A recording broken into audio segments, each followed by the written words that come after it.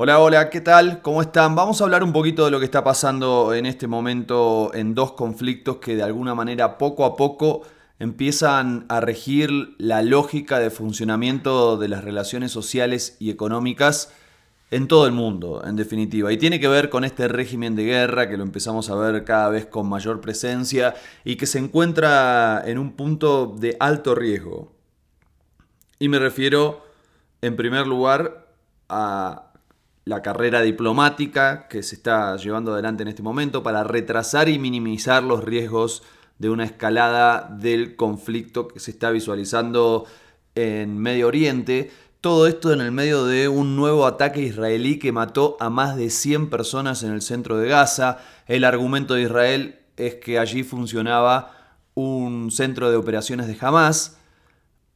Bueno, siempre tienen el mismo argumento, esta es la verdad, y quienes trabajamos en medios internacionales y recibimos los reportes de las agencias británicas, estadounidenses, españolas, francesas, todas las imágenes que nos muestran dan cuenta de que allí son civiles, ¿no? Los que están muriendo, los que la verdad que son imágenes terribles, se torna realmente algo difícil estar permanentemente visualizando eso. Por supuesto, no tiene punto de comparación con lo que implica estar viviendo ese ataque, esa verdadera masacre que se está generando. Pero digo, este es el punto de partida de una discusión muy profunda. La verdad que es banalizarlo un poco decir que es una discusión, porque en realidad estamos hablando de vidas humanas. Pero primero, es incomprobable si allí funcionaba o no un centro de Hamas, ¿no? Porque además no se muestra una sola prueba, solo nos tenemos que atener a creerle a un ejército y siempre sabemos que la información en guerra es propaganda y es interesada. Pero además vamos a dar por cierta esa versión, ¿no? Suponete que sí, que efectivamente allí funcionaba un centro de operaciones de Hamas. ¿Y esto justifica el asesinato, la masacre de 100 civiles? Digo, suponete que se esconden adentro de un hospital, como se suele decir. ¿Esto lo justifica? Bueno, siempre hay una discusión alrededor de este punto, no solamente en este conflicto puntual. Y siempre la respuesta por parte de los defensores de esta agresión de Israel es que sí, que lo justifica. Y la verdad que si no nos podemos poner de acuerdo en esta regla mínima, que por supuesto está en contra del derecho internacional, ¿sí? Hay que saberlo, porque los países se ponen de acuerdo, establecen una serie de normas y dicen esto se puede hacer y esto no. Bueno, eso va en contra directamente.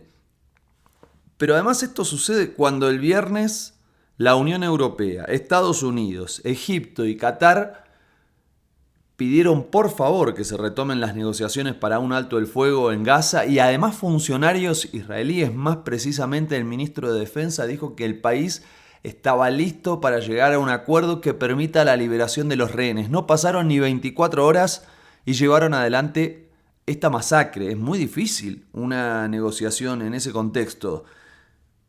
El domingo, de hecho, digo, esto lo estoy grabando hoy domingo, el ejército israelí le ordenó a los residentes de Khan Yunis evacuar el barrio de Al-Jalá.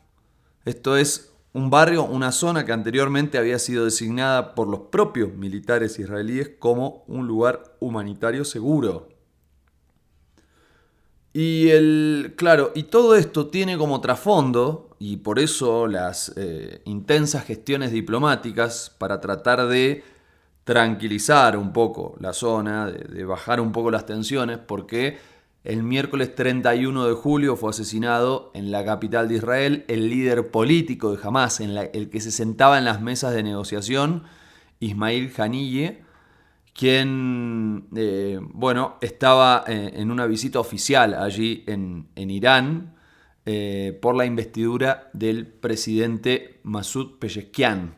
¿Sí? Lo mataron, le hicieron presuntamente Israel, todavía no se lo atribuyó, pero tampoco lo negó, por supuesto violando la soberanía de un país nada menos que de Irán, digo, casi una potencia, y lo mataron. Además, alguien muy querido en muchos otros países, muy querido por la propia, por importantes sectores de la población palestina, pero además muy admirado, muy apreciado, por ejemplo, por el presidente de Turquía, otro más, ¿no? Estamos hablando de otra potencia muy importante. Recep Tayyip Erdogan es el presidente de Turquía. También hizo múltiples declaraciones contando el aprecio que le tenía a este dirigente político. Pero digo, ya Israel, aparte de todo lo que está haciendo en Gaza, bombardeó en Siria el consulado de Irán. Hubo una respuesta a eso.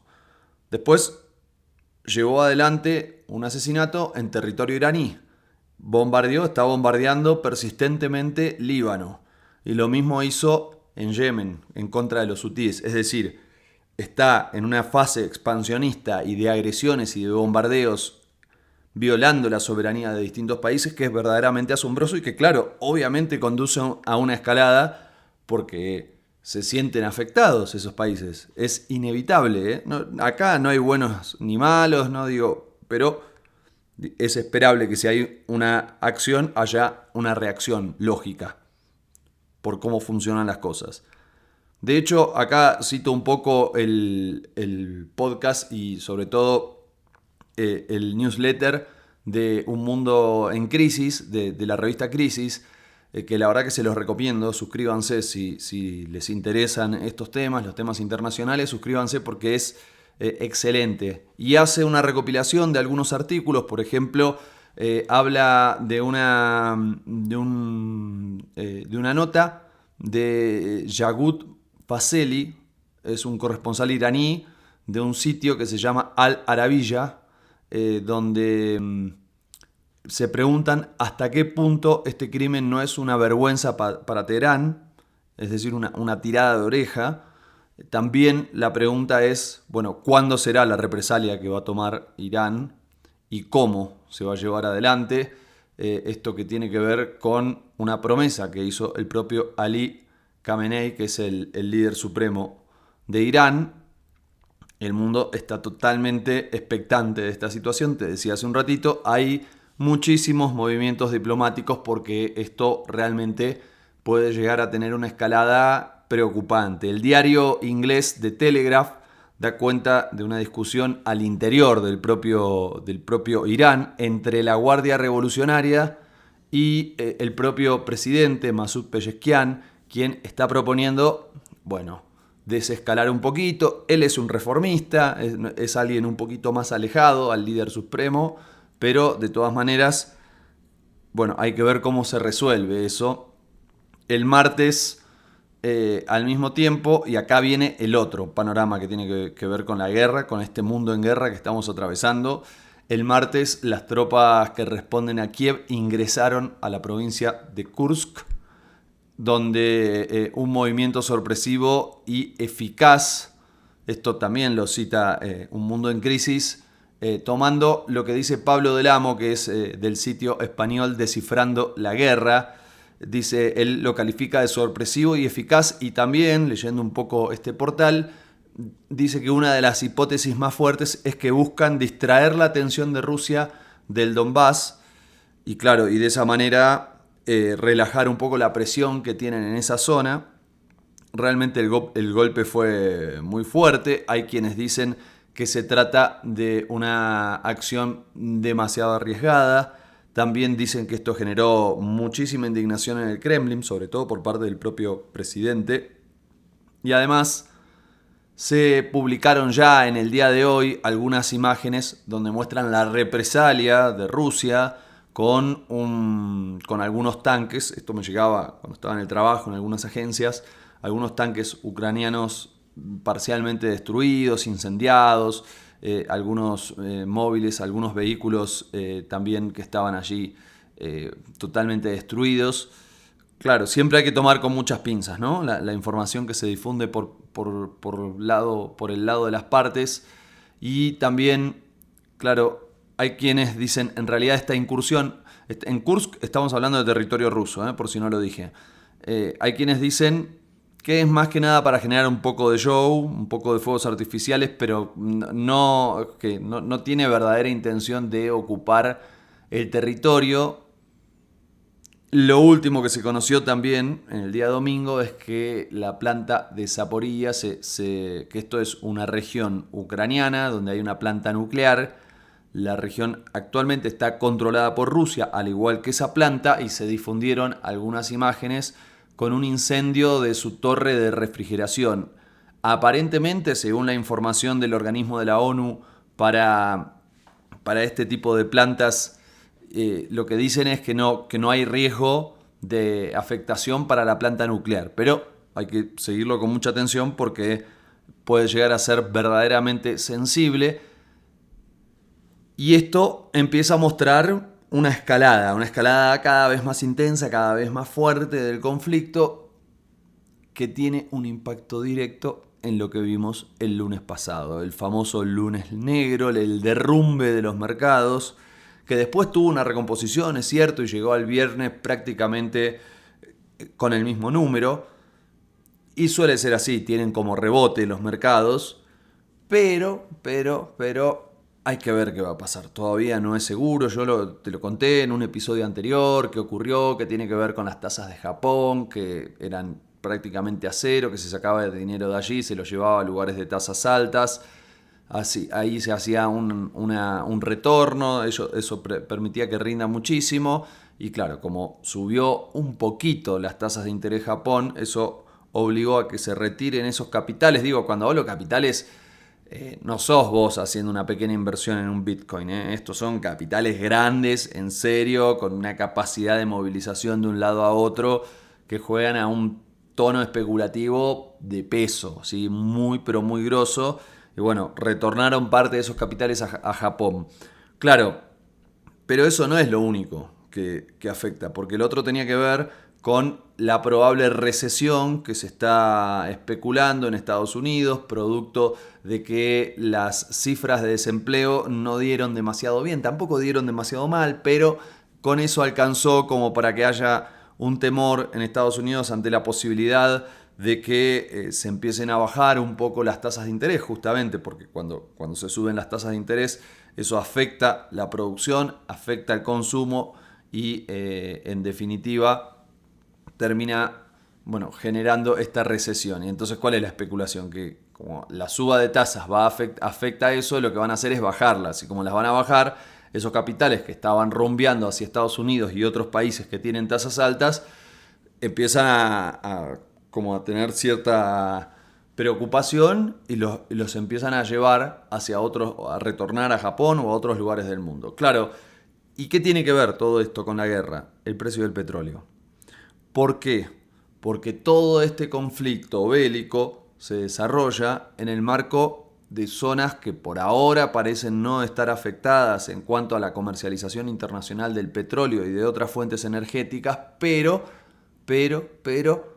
ojo, de hecho la región de Kursk, donde se está desarrollando el conflicto en Rusia con esta incursión de Ucrania, tiene como dato sobresaliente el transporte de gas desde Rusia hacia Europa. Todo parece funcionar por ahora, no hay afectación, pero esto empieza a impactar en el precio del petróleo. Hay un serio riesgo de que haya un aumento, que esto directamente impacte en Estados Unidos y genere una consecuencia en la inflación que luego obviamente puede llegar a tener un peso también en las elecciones de Estados Unidos, ¿sí? En dos sentidos las guerras pesan en Estados Unidos. Por un lado, por la inflación que generan, y por otro lado, sobre todo en la causa palestina, el enojo que hay con buena parte del electorado demócrata para con lo que está haciendo Israel en este momento, que para mí ya escapa la idea de una guerra. Fíjense ustedes las diferencias que hay entre lo que pasa en este momento en Medio Oriente y lo que ocurre en Ucrania. Lo de Ucrania lo vemos como un enfrentamiento entre dos ejércitos regulares con una guerra de trincheras bien claras donde uno avanza, otro retrocede, se van ocupando o liberando zonas, pero todo es bastante estructurado y bastante clásico en ese sentido, con toda la actualización tecnológica que por supuesto puede haber en este momento. En cambio, uno ve lo que está pasando en Medio Oriente y sobre todo en la Franja de Gaza y primero no es una guerra entre dos ejércitos regulares, claramente, ¿no? Porque las resistencias o las guerrillas o como lo quieran llamar, los grupos armados palestinos no son un ejército regular, entrenado, o sea, sí entrenado, pero digo, no es un ejército como los que tiene cualquier estado. De hecho, no tienen ni estado, ¿sí? No tienen estado reconocido, quiero decir, ¿sí? Y mucho menos unas fuerzas armadas regulares, reconocidas en distintos lugares del mundo. En cambio, Israel sí, claro, es uno de los ejércitos más poderosos del mundo, financiado, soportado, ya lo sabemos, por Estados Unidos. Y cuando uno ve lo que pasa, casi que no es una guerra, es directamente una invasión, una ocupación, un desplazamiento forzoso y, bueno, hay países que están llevando adelante una denuncia por genocidio en la Corte, en la Corte Internacional de Justicia, la CIJ. Entonces, todo eso, todo ese combo va generando también tensión en las elecciones de Estados Unidos y en los mercados. Hay que ver qué va a pasar en los próximos días. Porque esto que yo te decía con respecto a la tasa de Japón, ya anunciaron que van a seguir aumentando la tasa de interés. Entonces, bueno, hay que esperar. Y hay que esperar, por supuesto, a las elecciones de Estados Unidos, estar muy atentos a lo que allí pueda ocurrir. ¿Qué se puede decir de todo esto para nuestra región? Bueno, primero saludar que somos un continente de paz, que no tenemos guerras entre los países, que no tenemos ya casi guerras internas, hay resabios, hay algunos conflictos, hay algunos temores, como lo que está sucediendo en Venezuela, pero actualmente somos, y desde hace muchos años, somos un terrorismo de paz. Por eso, por ejemplo, a mí me cuesta, y un poco se lo planteaba a mis compañeros de trabajo, seguir los conflictos bélicos. No soy un especialista en seguridad, ni en temas de guerra, ni en temas bélicos. Y claro, en parte porque siempre me tocó cubrir democracias y vivir como una realidad relativamente pacífica.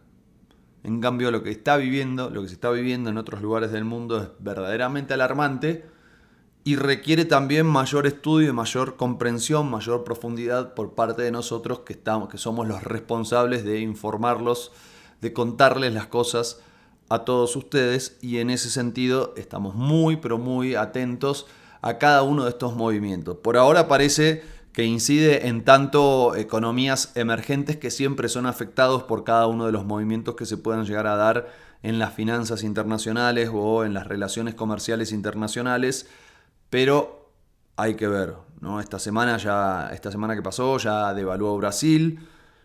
Fíjense lo que son las cosas. Argentina, que viene con serios problemas económicos, con muy pocas reservas, con una crisis por escasez de divisas, que es un mal que tiene hace muchos años el país, que no es exclusivo de lo que está ocurriendo ahora.